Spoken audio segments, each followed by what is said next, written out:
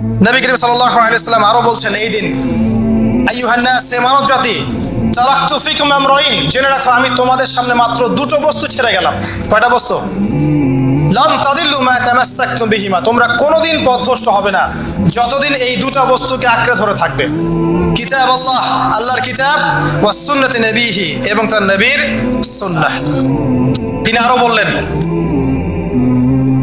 আল মুসলিম, জেনে রাখো প্রকৃত মুসলিম সে ব্যক্তি, মান সালিমাল মুসলিমুনা মিন লিসানিহি ওয়া ইয়াদিহি, যে ব্যক্তির হাত এবং জবান থেকে অন্য মুসলিম নিরাপদ থাকে সেই ব্যক্তি হচ্ছে প্রকৃত মুসলিম।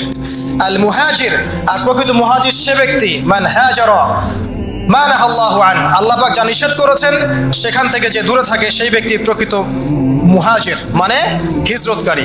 তিনি আরো বললেন, মনে রেখো আমি তোমাদের সবার আগে হাউজে কাউসারে চলে যাব, সুবহানাল্লাহ, এবং সেখানে আমি তোমাদের জন্য অপেক্ষা করতে থাকবো। অতএব শোনেন, অতএব তোমরা আমার চেহারাকে কালিমালিপ্ত করো না, মানে আমার চেহারায় কালিমালিপ্ত করো না, আমার নাম নষ্ট করে দিও না।